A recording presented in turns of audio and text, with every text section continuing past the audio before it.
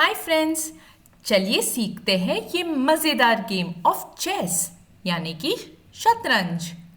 सोचो कि ये चेस बोर्ड एक लड़ाई का मैदान है। ये सफ़ेद पीसेस आपकी सेना यानी कि आर्मी है और आपके सामने आपके दुश्मन है। चेस बोर्ड में 64 ब्लॉक्स रहते हैं। आधे सफ़ेद होते हैं और आधे काले रंग के होते हैं। ये है आपकी सेना और ये सामने वाले की सेना। अब होगी इनके बीच लड़ाई कुछ इस तरह से।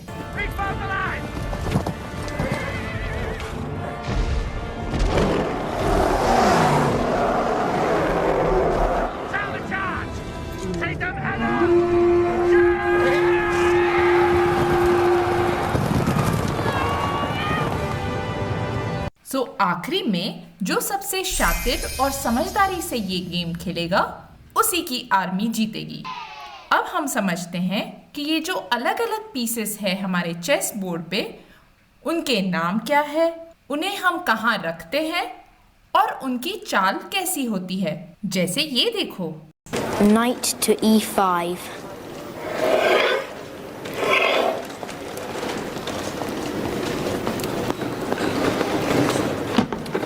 Queen to e5.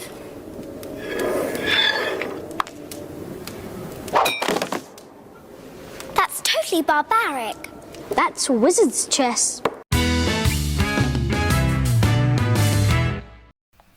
अब देखते हैं कि ये अलग अलग पीसेस को हम चेस बोर्ड पर किस तरीके से जमाते हैं। अगर हम एक्सट्रीम कॉर्नर्स की बात करें तो वहाँ होते हैं रूक्स, जिन्हें हम हाथी कहते हैं।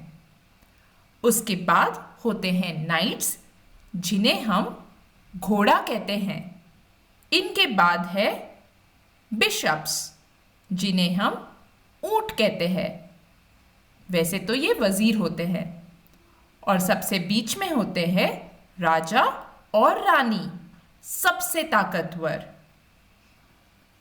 और उसके बाद हमारे आगे की तरफ होते हैं 8 प्यादे यानी कि सैनिक। और सामने वाले के पीसेस भी इसी तरीके से जमाते हैं। बस इस चीज़ का ध्यान रखिएगा कि हमेशा हमारा राजा उनके राजा को फेस कर रहा है और हमारी रानी उनकी रानी को फेस कर रही है। अब शॉर्टकट में समझते हैं। सबसे पहले है हाथी, फिर घोड़ा, फिर ऊंट, फिर रानी, राजा और दूसरी तरफ से फिर से हाथी, घोड़ा, ऊंट।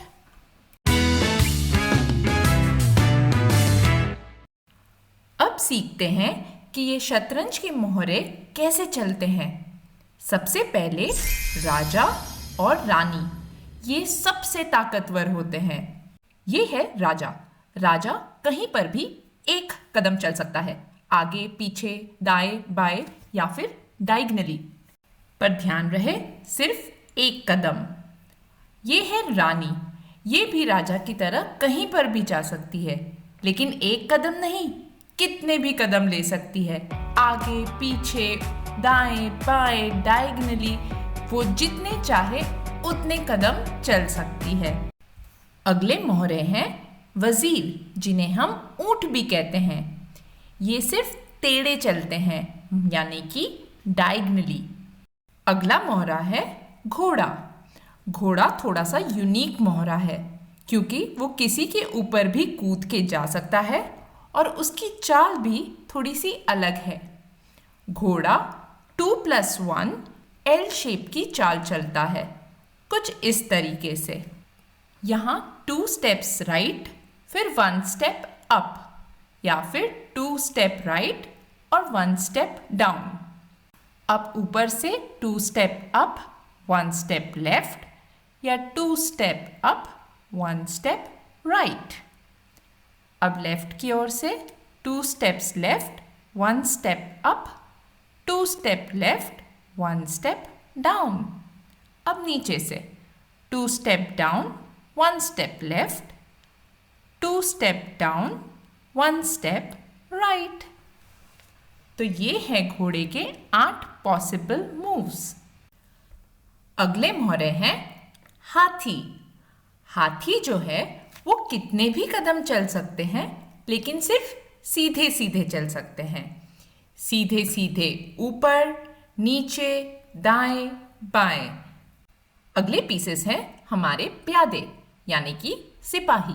शतरंज के खेल में 8 सिपाही होते हैं और ये हमेशा एक कदम आगे चलते हैं, लेकिन उनकी सबसे पहली चाल पर वो 2 कदम भी चल सकते हैं। और एक कमाल की चीज होती है जब ये प्यादा दूसरी ओर पहुंच जाता है, तब आप इसे अपने मनपसंद मोहरे से बदल सकते हैं, जैसे कि रानी।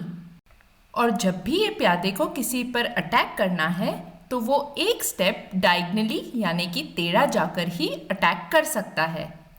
और जब भी कोई पीस किसी को अटैक करके उसकी जगह ले लेता है तो दूसरा पीस चेस बोर्ड के बाहर चला जाता है।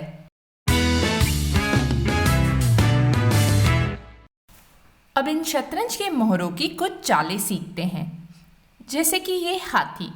लेकिन ये हाथी अभी तो कहीं जा नहीं सकता क्योंकि आगे इसके प्यादा है और राइट साइड पर घोड़ा है, इसलिए ये तो फंस गया है। अब देखते हैं घोड़ा। घोड़ा किसी के ऊपर भी जा सकता है, इसीलिए वो 2 स्टेप आगे और 1 स्टेप लेफ्ट या राइट जा सकता है। ऊंट कहीं नहीं जा सकता क्योंकि ये टेढ़ा जाता है और दोनों तरफ उसके प्यादे हैं। राजा और रानी ये भी कहीं नहीं जा सकते। हम हमारे प्यादे को चलाते हैं। सबसे पहले वो 2 कदम आगे चल सकता है, तो इसे हम 2 कदम आगे बढ़ाते हैं। उन्होंने घोड़ा चलाया, हम 1 कदम और आगे प्यादे को चलाते हैं। उन्होंने फिर घोड़ा चलाया। अब हम हमारे ऊंट को चला सकते हैं क्योंकि यहाँ जगह खाली हो गई है, तो ऊंट टेढ़ा जा सकता है डायगनली, तो हम ऊंट को डायगनल चलाते हैं 1 स्टेप। ओ, उन्होंने हमारे प्यादे को मार दिया। अब हम चलाएंगे हमारा दूसरा प्यादा और दूसरा ऊंट, इसे भी हम डायगनली मूव करेंगे। उन्होंने घोड़ा चलाया, अब हम हमारा घोड़ा चलाते हैं जो 2+1 की स्टेप चला। उन्होंने प्यादा चलाया, हम भी अपना प्यादा चलाएंगे, तो उनका घोड़ा पीछे हो गया। अब हमने चलाया हमारा हाथी, उन्होंने चलाया घोड़ा, हम फिर चलाएं हाथी, उन्होंने चलाया घोड़ा। अब हम फिर चलाएंगे हाथी। तो कुछ इसी तरह से हम चेस बोर्ड पर अपने मोहरों को चलाते हैं, है ना मजेदार?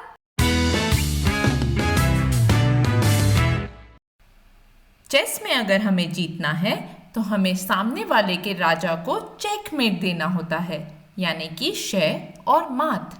इसका मतलब होता है कि सामने वाले का जो राजा है वो कहीं पे भी मूव नहीं कर सकता।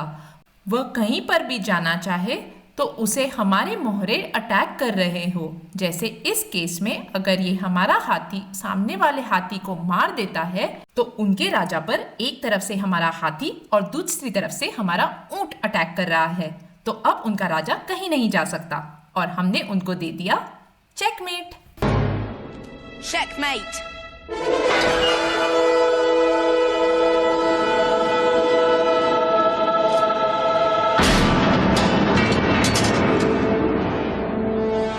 शतरंज खेलते वक्त आपको अपनी हर चाल बड़ी ही सोच समझदारी के साथ खेलना है। अब तो आपने सीख ही लिया कि शतरंज के अलग अलग मोहरे को क्या कहते हैं, उनकी चालें कैसे होती हैं और शतरंज के खेल को कैसे जीतते हैं। तो इस मज़ेदार खेल को एंजॉय कीजिए। Wish you a very happy playing.